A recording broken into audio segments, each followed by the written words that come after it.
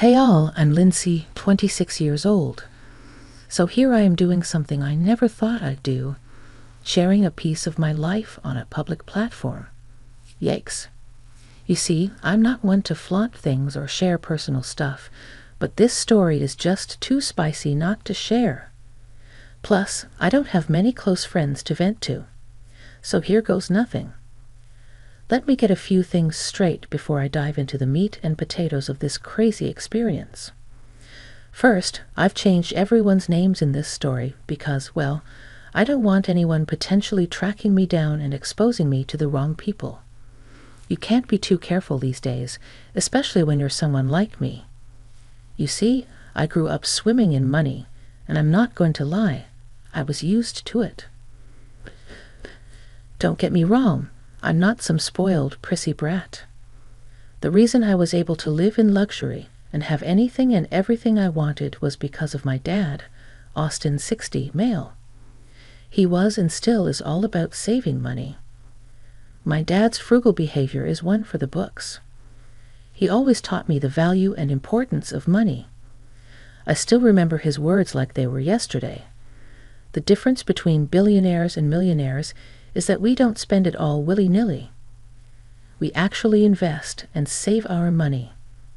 They can buy yachts, and we can buy the oceans their yachts are on. I didn't even know classism existed amongst the 1%, but apparently it's a thing. Oh. And if it hasn't been clear already, my dad is a billionaire, and I am a billionaire. So, despite my upbringing, I'm not the kind of person who shows off. You wouldn't even guess that I have money in the first place, let alone billions of it. I never liked the extra attention that came with it. As soon as people learned I was a billionaire, they'd either try to leech off me or keep their distance, assuming I was some spoiled brat. Hence my lack of close friends. As I mentioned earlier, the lack of friendships and connections I've had really left me desperate for human connection. I guess that's why I fell head over heels when I met Ernest, 28, male. Our paths crossed when I was in Dubai, and he was there for business. I was enjoying a little family vacation at one of the hotels my dad owned. Ernest spotted me, and, well, he didn't waste any time trying to strike up a conversation. Guess I intrigued the guy. It was the first time a guy was genuinely interested in me, so naturally I was smitten too. We started talking, and it felt like we clicked from the very beginning. Ernest was charming, down to earth, and, as I would later find out, some days later, a millionaire. After a few days of talking, he opened up to me about his wealth. He told me how he was used to gold diggers wanting to be with him just for his money. You know, you're one of the good ones. God, I never thought I'd be able to find someone like you. But yeah, here you are. You're so down to earth, and you're not pretentious. And I'll admit, I was a bit scared to tell you that I'm a millionaire so soon. But I can't help it, you're perfect, and I really feel like fate brought us together. You probably have never seen $1 million in your life, so you're so humble and sweet, and oh, I could marry you right now. You can probably guess where this is going. I decided to lie. I confirmed his obviously wrong conclusions about me, that I was just from your stereotypical middle-class suburban family back home in the States. I even made up a story about winning this vacation through a university trip. Now, I know I was wrong for lying to this man. I'll admit it. But could you blame me? I was so desperate for love, and I was so scared of losing someone who would actually love me for me. Besides, he was a millionaire, so he understood money and the importance of it, or so I thought. So the difference between us wasn't going to be too bad when he eventually found out that I was a billionaire. I decided to keep up with this charade for a little while longer, just so that he wouldn't leave me as soon as he heard I was a billionaire because I was scared that the tables would turn, and he would turn into the gold digger or even worse, dump me because he couldn't keep up with me. Shout out to the fragility of the male ego. Plus, I wanted him to like me all, and he just couldn't stop gushing about how much he loved how simple and manageable his words were. Now, at the time, I didn't think much of what he was saying, but oh boy, they'd come back to haunt me later. But I'm getting ahead of myself. So, Ernest and I started dating, and for a while, everything was great.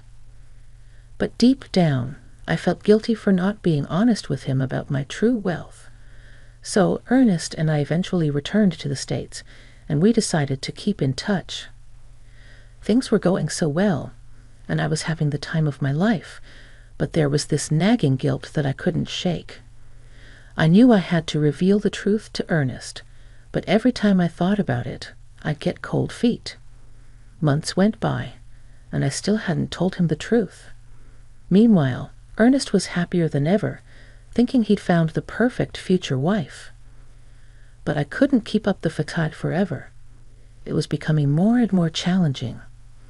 I even went as far as buying a house that looked pretty basic and middle class and hiring actors to pretend to be my family members because I hadn't told my father about this relationship. I knew he'd be furious once he found out, and sure enough, he did. One night, after a dinner date in the sky, Ernest made a comment that caught me off guard. "You know, you blow my mind every day. How we just had dinner in the sky, Lindsay. People don't normally do that sort of thing." "Oh yeah, I suppose not. But you're so calm and laid back. It's like you're not impressed." "Oh no, I am, of course I am." "Thank you for the lovely date." "No, trust me. It's a good thing. It's refreshing. I've told you how much I adore your simplicity. It's a nice change of pace. I mean, my dates are normally starstruck, leaving their jaws on the floor whenever we go to the Eiffel Tower for dinner, or when we go ballroom dancing or go to art auctions or fly to Prague, just to get those delicious pastries. Or heck, even having a little trip on a small, basic yacht. It's embarrassing. But you know how to act. You're never like that. You're so calm about everything. You never take advantage of me or act bougie or pretentious. And I love that about you. Thanks, babe. What he didn't know was that I'd done all those things before the age of 10, so I was pretty used to it. But of course I didn't let on then. Right at that helipad, he got down on one knee and proposed to me. I was gagged, floored even, and what shocked me even more was that I immediately said yes. The next morning, I woke up to a very angry text from my father demanding that I meet him immediately. I had to take a private jet to Cuba that very day to meet him. When I arrived, he was beyond furious. He started reading an article online about how Ernest, a very well-known and established millionaire businessman, was getting married to a mystery woman that nobody knew about. Dad read a direct quote from the article where Ernest said, "I would like to keep my wife's identity private, but just know we are very happy and beyond ecstatic to see where this goes." "How the heck did you know it was me?" He just laughed, one of those evil villain-hardy laughs, and said, "Lindsay, darling, have I taught you nothing? Of course I was going to find out. I'll admit you did a good job hiding it for a while, but I have eyes and ears everywhere. Why did you keep this a secret from me? Is it because you knew I wouldn't approve?" "Yes, I knew you'd tell me to end things." "Well, you're right. I want you to end it immediately. We'll buy their silence." "It's okay." "No, Dad, I love this man. You don't understand." I couldn't hold it back anymore and broke down crying. I spilled my heart out, telling him everything. How we met, how much. I'd loved Ernest, and I was willing to make things work between us. Dad asked me if Ernest knew that I was a billionaire, and I confessed that he didn't. Dad looked even more stressed out and frustrated, but then he asked me if I was certain about going through with this. I couldn't hold back my emotions and affirmed that I was.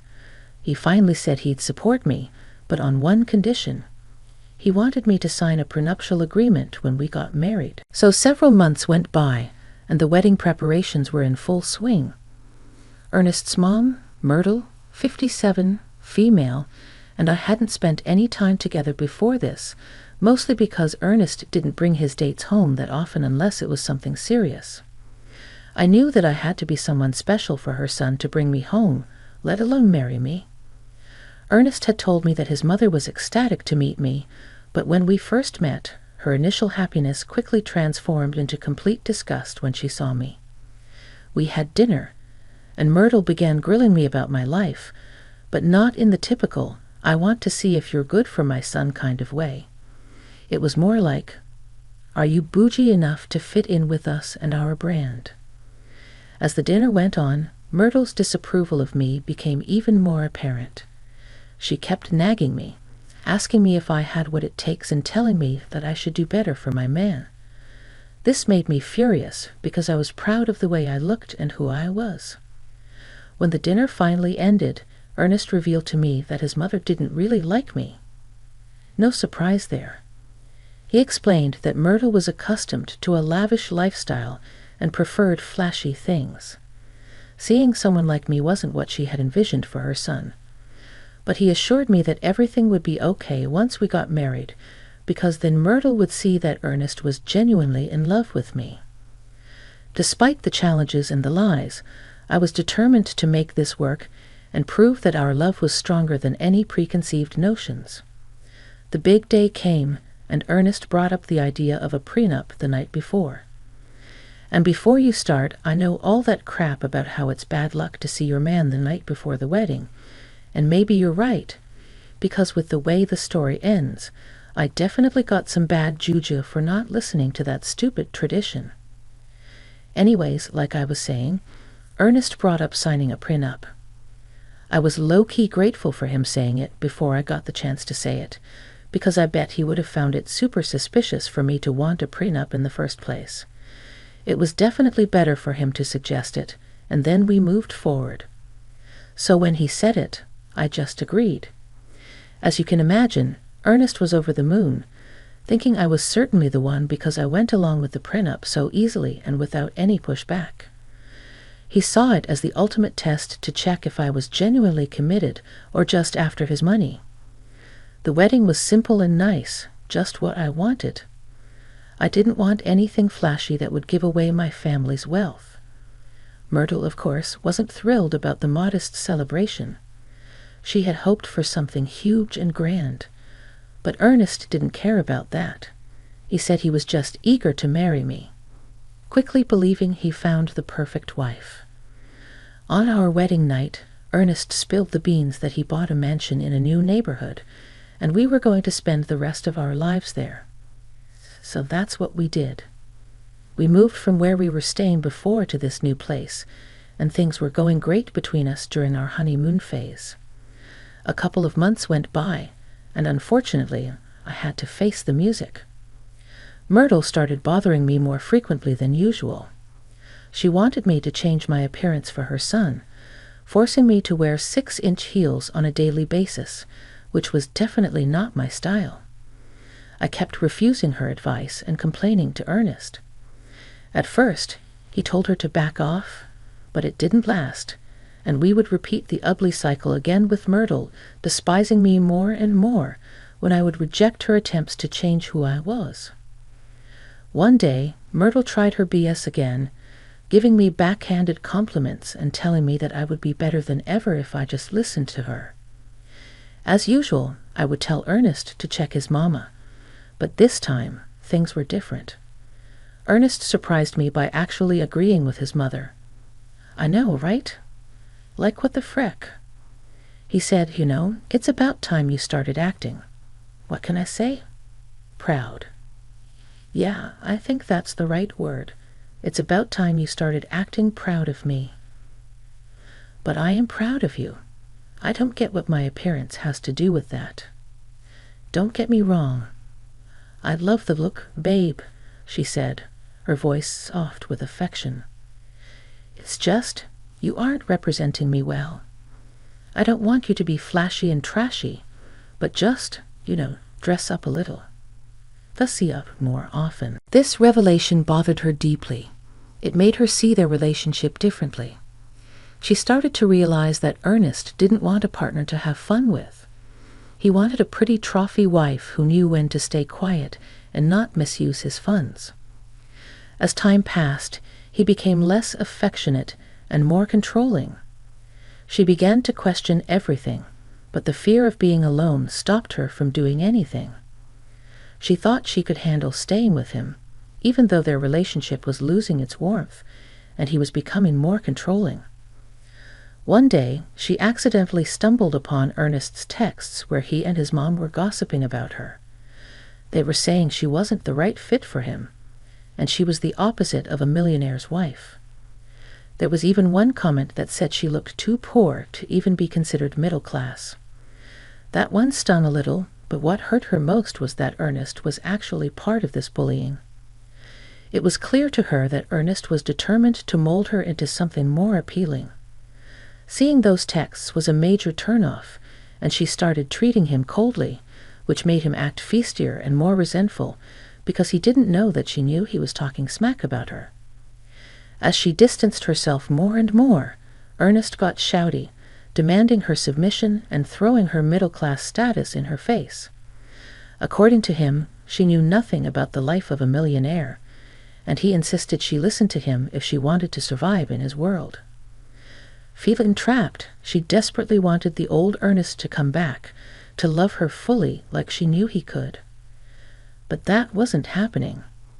He was too far gone in his quest for a perfect Barbie doll wife, and his mother wasn't making things any better either. She started openly insulting her, questioning why her son would ever marry someone like her. Ernest went from trying to ignore his mom's hurtful comments about her to low-key agreeing with her and eventually full-on belly laughing when she insulted her right in front of him.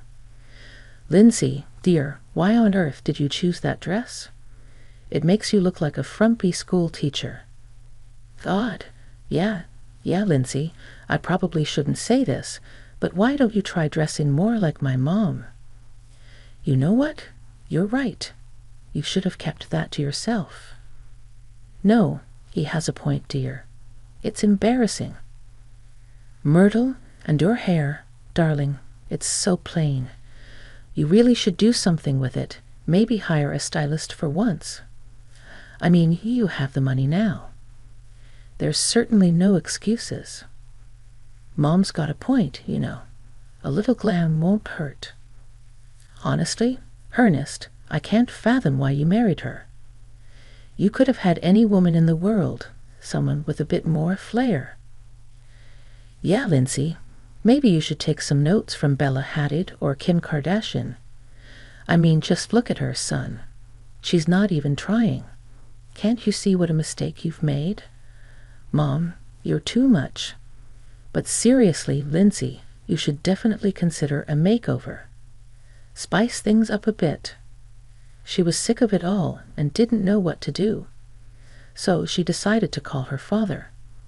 He asked about her married life, but she hesitated. The plan was for her to spill the beans, to tell him he was right about everything, and move back home. But she didn't want to burden him with the trash that was her marriage. And also she didn't want to admit that she had failed. I mean, it had been a year, and I was ready to call it quits. It would be a huge hit to my ego. He probably would have started World War II if he knew how miserable I was, she thought to herself. Dad asked again if everything was okay. She lied and said everything was fine. He was suspicious, of course, but he told her he was always a call away if things went south. He threatened to make Ernest and his family suffer if they ever treated her poorly. If only he knew. I thanked him and then I hung up. I felt like I owed it to myself and my dad to try. So I decided to start trying harder to please Ernest and Myrtle, thinking maybe, just maybe, I'd get their approval if I obeyed their wishes. In just a month, I transformed myself to fit the mold of those bougie housewives from TV, all the while still trying to be quiet and demure, as Myrtle would say. All the time, I was like a sexy little mouse. Honestly, I was sure that these two would finally appreciate me and care for me. When I tell you I had a complete makeover, I'm saying I was looking like I could live in the hills. You'd think this would finally please Ernest and Myrtle, but nope. Not a nod of acknowledgement for all the efforts I put into changing myself physically and socially. They just found more ways to tear me down, and I couldn't figure out why they were still being so mean. One day, during Myrtle's usual weekly visits to see her son and continue her insult parade, I snapped. I yelled at Ernest and Myrtle, calling them heartless and unreasonable for the crap they were putting me through. And then Myrtle started shouting back. She told me she never liked me and wished something tragic could happen to get me out of their lives forever. Since we're laying our cards on the table, Lindsay, I've always despised you. You're so annoying, and your poorness makes me sick. I literally haven't done anything to make you hate me. I'm sorry you're a miserable bigot, and you have about as much emotional intelligence as Hitler. Hitler. That's it, Ernest. I'm kicking your wife out of this house. Even the maid's bathroom is worth more than this worthless cockroach. Excuse me, did you say you're kicking me out? Why, yes, and Ernest isn't opposed to it one bit. Are you, Ernest? I think everyone needs a little space. See, he agrees with me. This isn't some charity case. Okay, people like you can't be here. Then she went to the window and pointed at a huge mansion that was recently renovated across the road. If you want, you can go and ask them for help. Seems like they have more than enough money to go around, so they'll happily donate you some money since you're poor, ugly, and desperate. Nobody wants you here, so you need to go right now. Go and grovel and beg people for help and money, since that's where you belong. After Myrtle finished her insult marathon, telling me to go beg the people in the big mansion for help, that's when I smirked and spilled the tea. I revealed that they'd happily donate anything I asked for because, surprise, my dad owned that mansion. Myrtle and Ernest laughed, calling me crazy for such a wild claim. Myrtle spilled that some billionaire had recently bought and renovated the house for some reason, and that it was insulting to ever associate myself with the likes of him. I cut her off, showing a picture of me and my dad chilling on the beach, and their faces turned ghostly pale. This is the guy you're talking about. Myrtle finally gathered herself and asked how I knew this man and had a picture with him. Oh, Myrtle, you poor prophetic woman. You don't know what you've just done. I dropped the bomb, confessing I was Austin's daughter and a billionaire.